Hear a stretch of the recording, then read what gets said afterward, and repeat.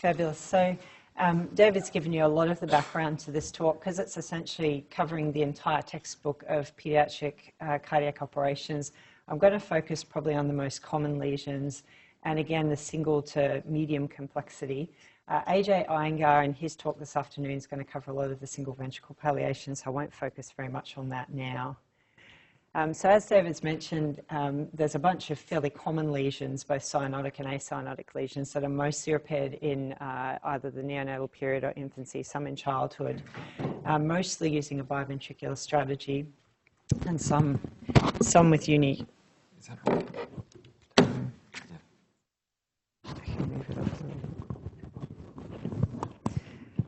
Some with univentricular palliation eventually. So we'll run through most of these. David's outlined some of them very nicely already, so I'll give you slightly more detail and just really touch on univentricular palliation at the end. So as David's mentioned, atrial septal defects can occur in a variety of regions in the atrial septum. The commonest is probably the secundum ASD defect in the center of the fossa ovalis, but also sinus venosus defects that can occur in the superior and inferior part of the septum and are partly related to septal malalignment. And coronary sinus defects. So I think important things to mention, as David has, are that the sinus venosus defects are almost always associated with partial anomalous pulmonary venous return that requires an intraatrial baffle or other more complex procedures to redirect the pulmonary venous return at the time of repair. And likewise, primum ASDs are always associated with a common AV valve that is separated into a left and right component by the ventricular septal attachments, but will always require repair of the left AV valve at the time of patch closure, and so must always be dealt with surgically. You see in the figure there that some secundum ASDs can be closed primarily with a running suture, particularly if you've got some residual septum primum tissue in the fossa ovalis, or if there's a fair bit of right atrial dilatation and there's redundancy in the interatrial septum, so it's not under too much tension. But very frequently we'll use an autologous pericardial patch, which you can see in the lower figure here. And that's certainly the technique for the baffle repairs of sinus venosus ASD and primum ASDs. I won't go into the Warden procedure, which is a form of atrial redirection and reconnection of the SVC, because that's a much more complicated procedure. But as David mentioned, PAPVR in association with an ASD is actually a moderate complexity lesion to repair. And then moving on to VSDs, another fairly simple lesion. And again, you can see two figures here demonstrating the location of the VSDs in relation to the septum, the commonest region being the perimembranous region. And as David mentioned, the doubly committed subarterial VSDs that occur under the arterial valves. The other point of interest where they occur is often the arterial valves are actually at a similar level, so the pulmonary valve isn't lifted up as high on its conus as it is. And so there's an area of fibrous continuity between the pulmonary valve and the aortic valve, which I'll show you is where we sew our patch. So most VSDs are dealt with via patch closure, and usually via access through the right atrium, through a right atriotomy across the tricuspid valve and looking at the ventricular septum through the right atrium, as you can see here. And the right atrium for us as congenital heart surgeons is essentially the window into almost all the chambers of the heart for repairs. And then the VSD is often closed with a patch. In very rare circumstances, you might be able to close a small ASD VSD using interrupted sutures and bring it together, but often there's a little bit too much tension, even across small defects, to close it that way in a reliable fashion, and so patches are almost always used. A continuous suture technique is what we very commonly use, but other institutions will use interrupted sutures to close the VSD, and you can see little interrupted pledgets here. The benefit to doing that is you can actually see your individual suture placement very easily, and then you can parachute a patch down onto that and tie them. But the drawback is you have to stick your finger into the ventricle multiple times to tie each suture down, so it can actually be a little bit injurious. Most of the perimembranous VSDs sit right underneath the septal leaflet of the tricuspid valve, and also sometimes partly under the anterior leaflet in the anterior septal region. And for us, sometimes it's much easier to actually detach the septal and part of the anterior leaflet of the tricuspid valve just a millimetre or two off its annular insertion, fold that forward, and you're looking straight down onto the VSD then, close the VSD, and then reattach the tricuspid valve leaflet after that. And that actually preserves tricuspid valve function very well, whereas if you're tugging back on the tricuspid valve cords to look underneath the leaflet, you can actually injure them. So I think that's quite a robust, reliable way of closing them. As David mentioned, it's very important to know the VSD location because doubly committed subarterial VSDs sit right under the pulmonary valve, and the pulmonary artery is actually fabulous access to the VSD. And of course, because you've got a big left to right shunt, the pulmonary artery is often dilated, so it's very unlikely you're going to cause any stenosis of the PA through this access. You do obviously have to protect the pulmonary valve, and you can cause a little bit of stretching on the leaflet. So a little bit of mild pulmonary regurg after this is not uncommon, but very well tolerated. And then again, it's a patch closure. And as David mentioned, one of the really important things is actually supporting the valve annulus of particularly the aortic valve, but also partly the pulmonary valve, so that if the VSD isn't closed, you can get prolapse, particularly of the right coronary leaflet down into the VSD, and so this protects valve function over time. We know that doubly committed subarterial VSDs and perimembranous VSDs with a sort of malalignment defect are never going to close spontaneously. A lot of VSDs actually do close spontaneously over time, and we never see them. But these VSDs, you can say, actually need a surgical repair. And the other really important thing is, because there's an area of fibrous continuity between the pulmonary and aortic valves and often no conal septum in this region, your suture line actually runs through the pulmonary valve annulus. You stay well off away from the aortic valve annulus and actually go up through the pulmonary valve, so that it's the pulmonary valve you potentially impair rather than the aortic valve. The aim is to protect the aortic valve during the repair and then close the pulmonary artery at the end of this. So then moving on to the whole spectrum of AVSDs, I'll sort of cover partials and then completes. So partial AVSDs, as David mentioned, have a whole bunch of different names. They're also called primum ASDs, and whenever you hear the term primum ASD, you must also think about the left AV valve. And although historically people have talked about a cleft in the left AV valve, as David mentioned, it's not a cleft, it's just a completely different AV valve.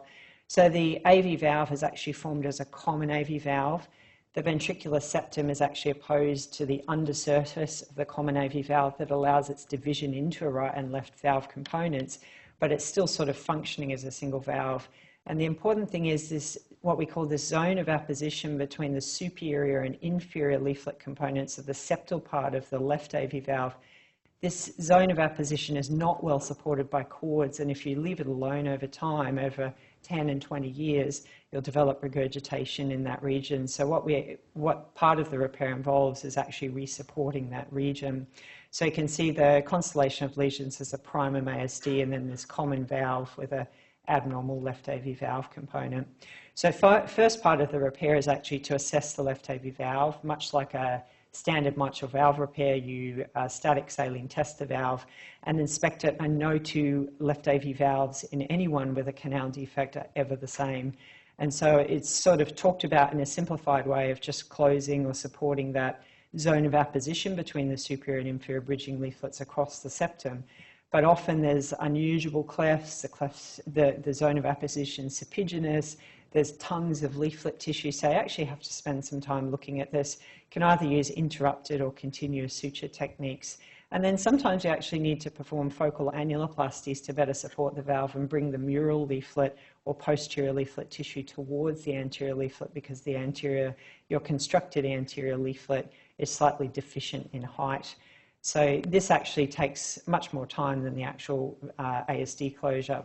And then the ASD is actually closed with an autologous pericardial patch sutured to the plane of division of the AV valve into left and right components. So you're taking bites of leaflet tissue here and then the crest of the septum up in the atrium.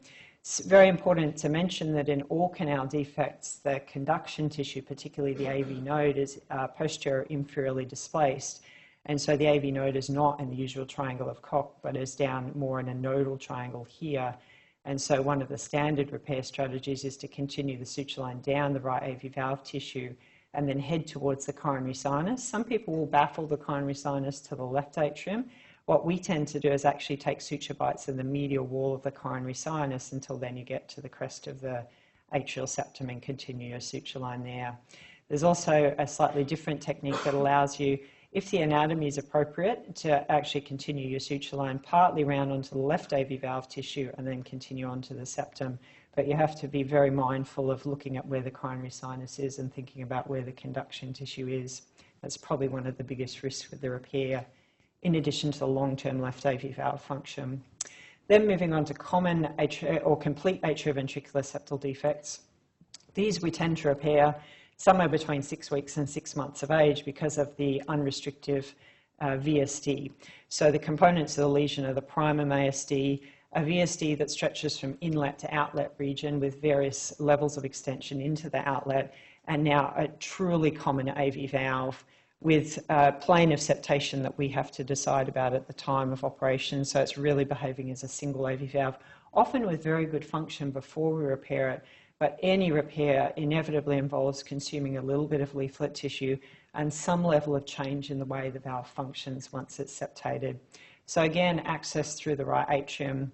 This is the view we see. The primum ASD actually gives us a very good view onto the left-sided component of the common AV valve, and sometimes you actually need, if the primum ASD is quite small, to enlarge that to visualize it. So there's a couple of main repair strategies we use for complete AVSDs, one of which I'll discuss in a moment has really been popularised in Australia. But the common standardised international way is a double patch repair of the AVSD, so using a separate patch for the VSD and then another patch for the ASD. And so the first part of the repair is actually to assess the common AV valve and look at the plane of septation where it looks like it's right to divide it into left and right components, and you can mark that with stay sutures. The next step is then to close the VSD using what we tend to use as a woven Dacron patch. Some people will actually use autologous pericardium that's treated in glutaraldehyde. It just really has to sustain systemic pressures. And that's sutured in place either using a continuous suture or you can use interrupted sutures. And once you've got the VSD patch in place, you can bring up the sutures from the VSD patch and then either use them to help you put in your ASD patch, or what I tend to do is do this row of sutures that go up through the crest of the VSD patch, up through the AV valve tissue at the point at which you've decided it should be divided into right and left components. And then all those sutures go up through an autologous pericardial patch that's then parachuted down. So the AV valve tissue is sandwiched between the two patches and thereby is septated into two separate right and left components. And so then once you've got that all tied down, you look at the left AV valve and go through the same repair strategy that you need for a primum, where you assess the valve, look for where that zone of apposition in the septal region is, look for additional clefts that might need to be closed. You might again need to do focal annuloplasties to bring the mural leaflet towards the so-called anterior leaflet component now, and make sure the valve works reasonably well under static saline testing. And then you continue the rest of the primum ASD closure with the autologous pericardial patch, so bringing suture lines around the crest of the atrial septum. And again, similar attention to the conduction tissue. You can note the patch is deviated down here towards the coronary sinus to protect the conduction tissue. The other very common repair strategy popularised by Graham Nunn and Ian Nicholson is the modified single patch repair, whereby often you notice that it's very important not to have a particularly high VSD patch because that distorts the level at which the AV valve functions. And what you sometimes find over time is you're cutting a shallower and shallower VSD patch to the point where you think, really, do I only need 4 or 5 millimetres of VSD patch, or can I bring the leaflets down onto the septum? And so what this technique involves is putting a row of pledgeted sutures through the right side of the crest of the ventricular septum, again protecting the conduction tissue that's coursing through the crest of the septum down towards right and left bundle regions. So your sutures go on the right side of the crest of the septum, particularly in the inlet region, then up through the AV valve tissue where you've decided it should be divided into a plane of left and right valves, and then up through the pericardial patch that then is parachuted down. And so the AV valve tissue is sandwiched between the crest of the ventricular septum and the pericardial patch, as you can see here, with the pledgeted sutures on the right side of the crest of the septum, and then the atrial septal patch here and the AV valve tissue septated between. And so that protects the conduction tissue here. and divides the right and left AV valves and removes the VSD component of a lesion. This is a really useful technique when you've got a lot of caudal attachments, the crest of the septum, and feeding a VSD patch underneath the AV valve tissue is very, very difficult and might actually interfere with AV valve tissue. And it's also, I think, particularly useful when you've got a very shallow height of the VSD, maybe 1 centimetre or less, and has been used increasingly over the last 5 to 10 years. Then once you've got that ASD patch in place, you've then again got to repair the left AV valve, and then you suture the remainder of the ASD patch, keeping in mind where the conduction tissue is. And this is the so-called Lagoon strategy, where you stay on the right and then move on to the left AV valve tissue and up onto the crest of the septum and avoid the conduction tissue in the nodal triangle. So moving on from that to a non-bypass procedure, so we'll touch briefly on aortic coarctation. So I think our strategy for repair of aortic coarctation and transverse arch hypoplasia has evolved a lot over the last 5 years. We're much more aggressive about dealing with the hypoplastic transverse arch via a big repair through a sternotomy, which I didn't want to go into today because there's a lot of complexities about that. But a standard, very common aortic coarctation repair where the proximal transverse arch is adequate, the distal transverse arch might be mildly hypoplastic. The repair strategy is through a left thoracotomy, non-bypass procedure. So the descending aorta, assuming it's a left-sided descending aorta, is accessed through a posterolateral thoracotomy in the left chest.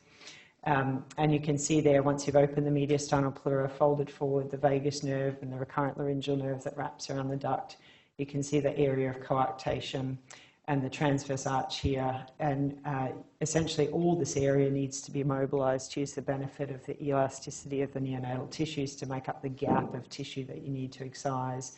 So all the ductal tissue, the coarc tissue needs to be excised. And then you achieve a repair by what's essentially called an extended end-to-end approach. So obviously systemic blood flow to the lower half of the body, to the left carotid and left subclavian, is interrupted during the repair. So time is of the essence. You've got forward flow through the innominate on the right side. You need to excise all that tissue, and then extend your incision slightly under the distal transverse arch and anastomose this proximal descending aorta, where you've eyeballed that you've resected all the ductal tissue onto this incision at the isthmus and distal transverse arch using a continuous suture line. And so the aim is to not get too much tension on this, so you've got to mobilise the descending aorta a fair way down. And then what you're left with is really just a suture line. I think if you have some residual ductal tissue there is a risk of recoarctation. If there's tension on the suture line, risk of recoarctation. But this tends to result in a very robust, reliable repair with very good native tissue growth. And then to move on to some of the lesions with slightly greater complexity. So transposition of great arteries is one of the more complex lesions that we see very, very commonly, also known as ventricular arterial discordance. So where the aorta arises from the right ventricle and the pulmonary artery from the left ventricle. And so we've clearly moved on from the atrial switch operations these days and predominantly perform an arterial switch operation. Most of the outcome or early outcome from a neonatal arterial switch operation is defined by the complexity of the coronaries, and fortunately most of the time the coronary arteries are reasonably favourable. So the coronary nomenclature is specific in transposition of great arteries. You talk about the facing sinuses, so the left posterior facing sinus or sinus 1 in the Leighton classification, and the right posterior facing sinus or sinus 2. The left coronary artery, which then gives rise to the LAD and circumflex, usually arises from the left posterior sinus, and the right coronary from the right posterior facing sinus. But you can get very common abnormalities of coronary anatomy, the commonest being that the circumflex arises from the right and creates what's called a posterior loop behind what's currently the pulmonary artery, and then the LAD arises from the left. And I won't go into all the details of complex coronary anatomy, but you can get intramural courses, you can get intra-arterial courses that substantially increase the technical complexity of the repair. The repair is done usually in the first week of life, often requires a staging procedure of a balloon atrial septostomy to allow mixing, because obviously if there's no left to right shunt regions, then you've got completely parallel circulations and no way for oxygen to get to systemic circulation. So many babies are born at least with a PFO that sometimes needs to be enlarged to a complete ASD. About 30% of children will have a VSD, and almost all will be born with a patent duct, which at least allows some mixing, so almost all these babies will go on to prostrum at the time of delivery. So the goals of repair are essentially to restore a normal series circulation, obviously preserve normal coronary blood flow, close any of the associated left to right shunts. And it's not uncommon to see associated lesions like aortic coarctation or arch hyperplasia if there's significant imbalance in the way the blood's flowing through the heart and the development of the ventricular arterial valves.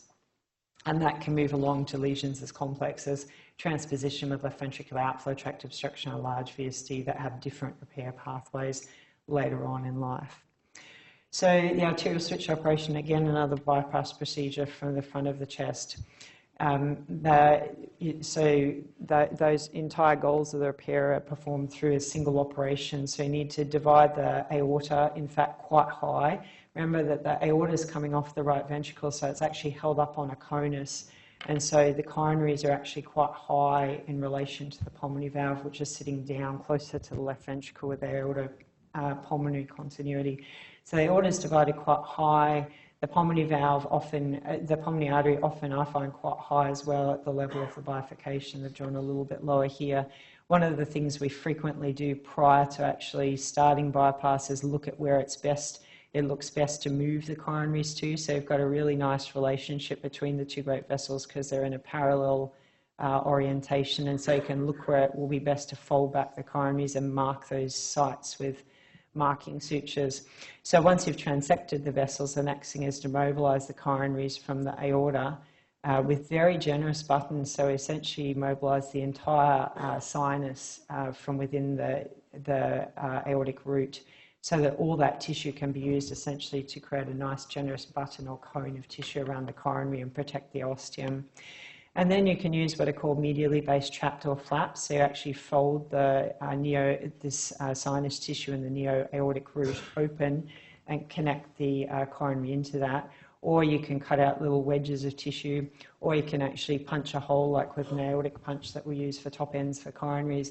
The most important thing you want to do, however, is preserve the diameter of the sinotubular junction so there is incidence of aortic regurgitation related to mild distortion of the neo-aortic valve due to reimplantation of the coronaries.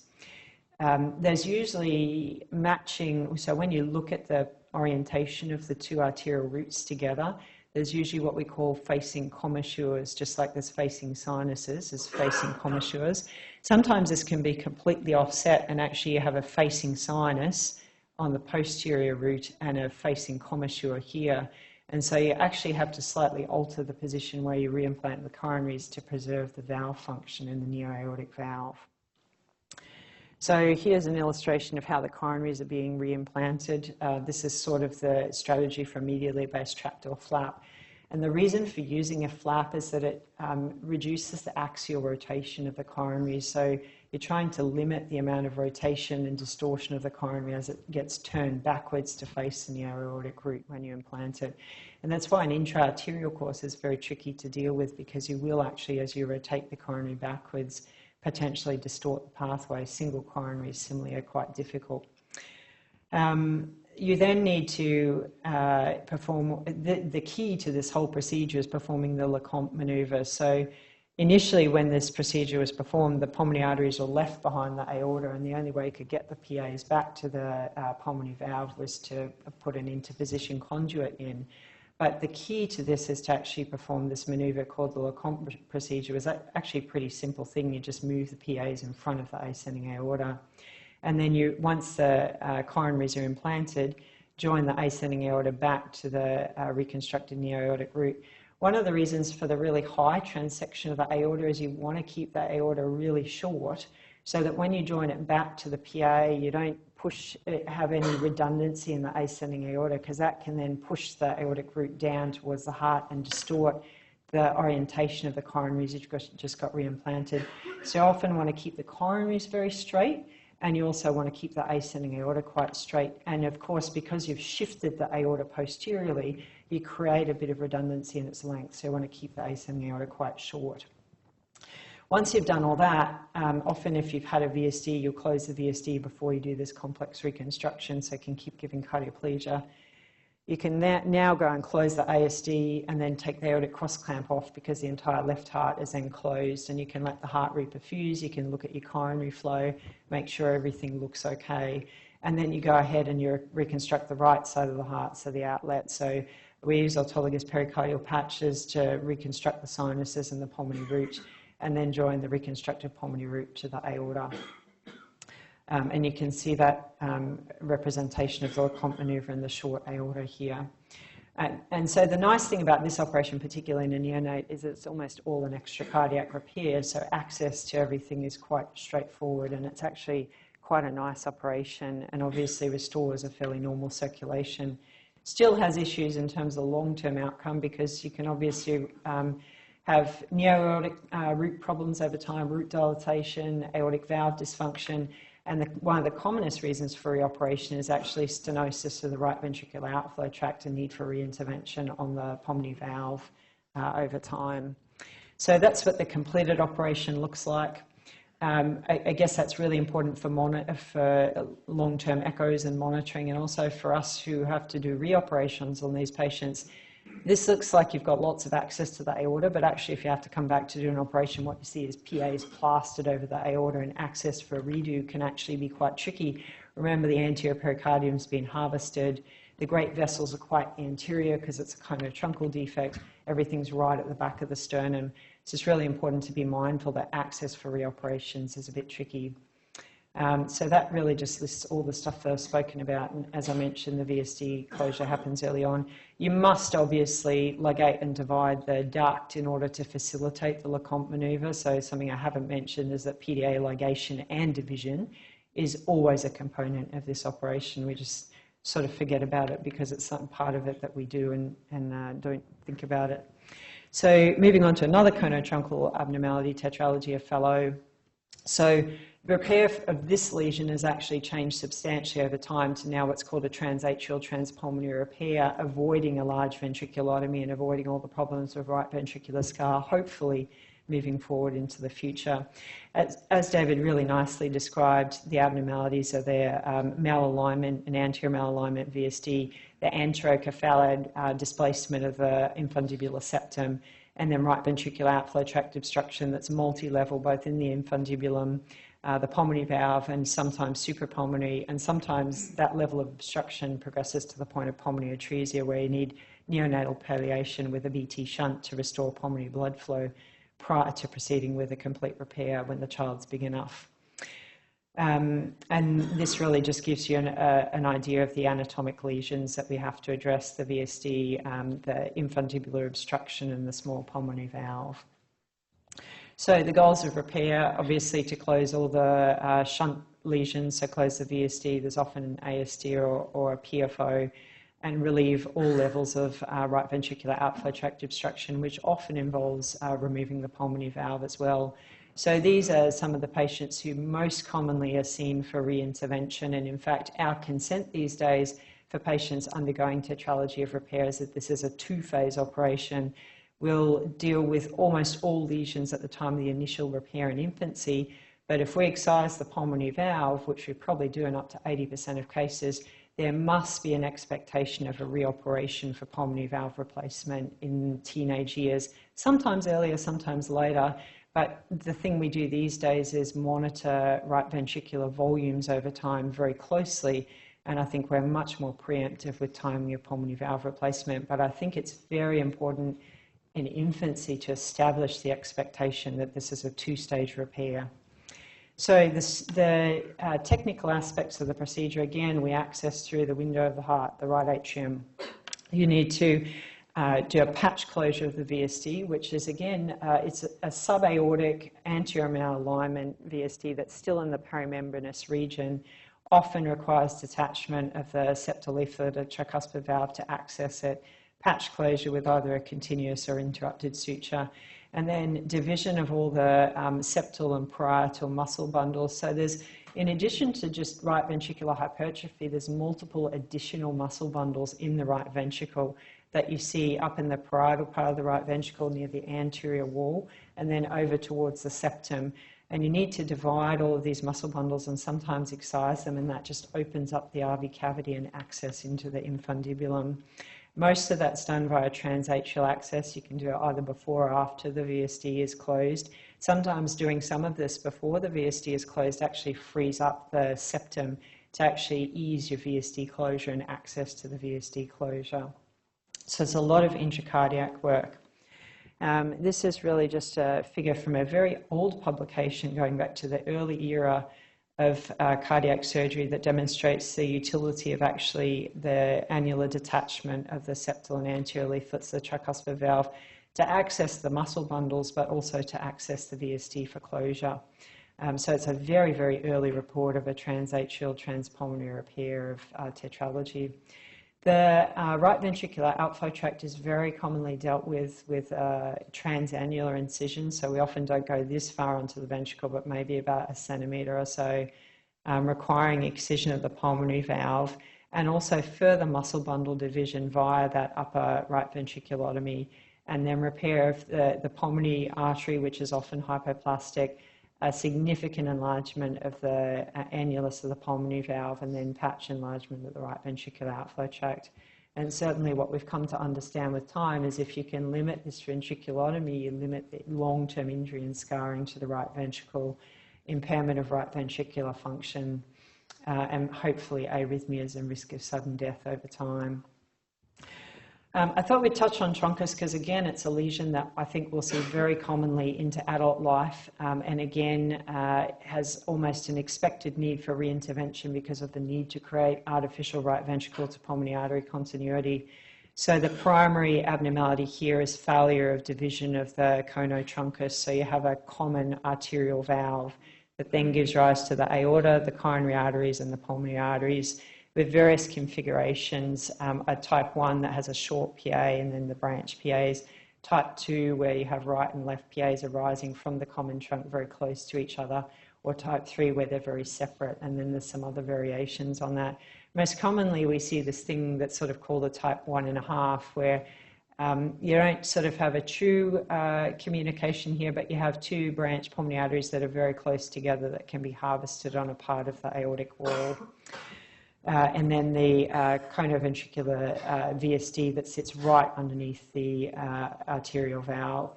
So the goals of repair, again, remove all the left to right shunts. So that means taking the pulmonary arteries off the aorta, repairing the aorta, closing the VSD, and often closing the associated atrial communication.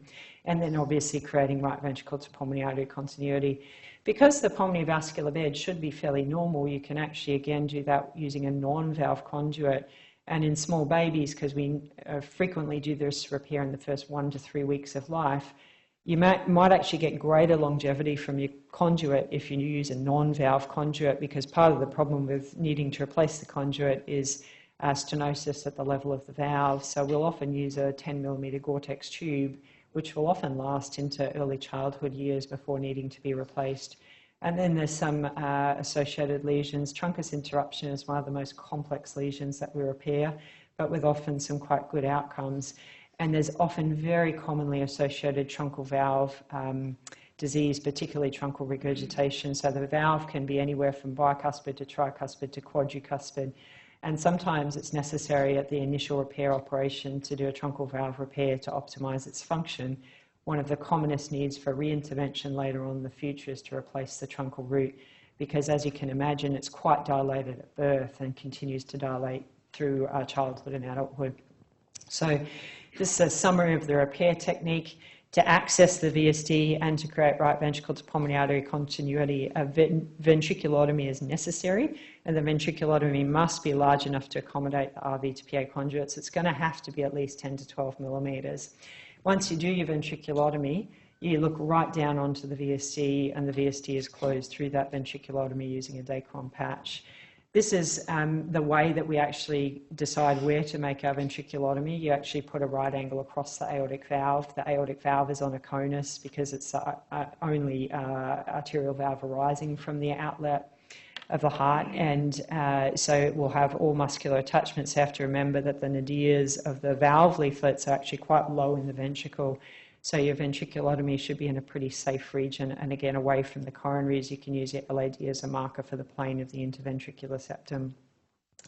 You need to detach, the first part of the operation is putting the cross clamp on and detaching your PAs from the aorta. And some people will actually close this area primarily, but one of the problems with that is you can distort the commissures of the aortic valve or the common arterial valve when you do that. So one of the safest strategies may well be to put a patch in the aorta where you've excised the sinus tissue with the pulmonary arteries.